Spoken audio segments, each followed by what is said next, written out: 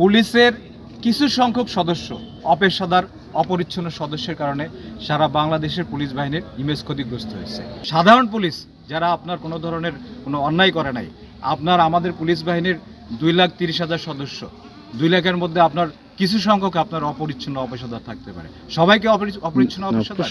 Police তার স্বাভাবিক কাজকর্মে ফেরত আসুক এবং বিজিবি সীমান্তবর্তী এলাকায় সকল কাজকর্মে এবং স্বাভাবিকতা ফিরিয়ে আনতে সর্বত সহায়তা করবে। এটা আমরা নিশ্চিত করেছি, সকলের সাথে কথা বলেছি এবং তারাও আশ্বস্ত হয়েছেন। ইনশাআল্লাহ খুব তাড়াতাড়ি আমরা পুলিশকে তাদের স্বাভাবিক কাজকর্মে দেখব। আমার পঞ্চগড় জেলায় আমাদের যত পুলিশ সদস্য আছে, কোনো পুলিশ সদস্য তার ইউনিটের বাইরে, পুলিশ লাইন্সের বাইরে কেউ কোথাও যায় না, ঠিক আছে?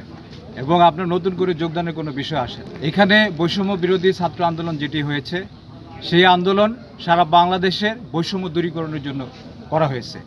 তো বৈষম্য দূরীকরণ সমস্ত ক্ষেত্রে করতে হবে, সাধারণ মানুষের প্রত্যেকটা ক্ষেত্রে করতে হবে, যেরকম প্রত্যেকটা সরকারি অফিসেও করতে হবে। পুলিশের মধ্যে আপনার বৈষম্য দূর করতে হবে। পুলিশের কিছু সংখ্যক সদস্য অপেশাদার অপরিচ্ছন্ন সদস্যের কারণে সারা বাংলাদেশের পুলিশ বাহিনীর ইমেজ ক্ষতিগ্রস্ত হয়েছে। এই ইমেজ ক্ষতিগ্রস্ত হয়েছে, এটি পুনরুদ্ধার আপনাদের মাধ্যমে আমাদের করতে হবে। এবং পুলিশের প্রতি যে ইনজাস্টিস করা হয়েছে, সেটা জাস্টিস আপনাদের মাধ্যমে আমরা চাই, ন্যায় বিচার চাই।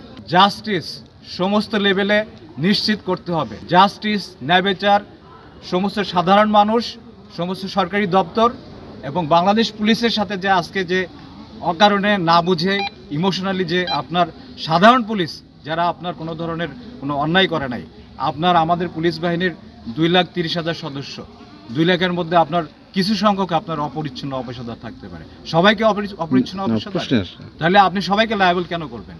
আপনি জেনারেলি আপনার যেভাবে আমাদের প্রতি ইনজাস্টিস করা হয়েছে ঢাকা সহ সারা বাংলাদেশে, সেই ইনজাস্টিসের জাস্টিসটা আপনাদেরকে ইনশিওর করতে হবে, সাধারণ জনগণকে ইনশিওর করতে হবে, ছাত্রদের ইনশিওর করতে হবে।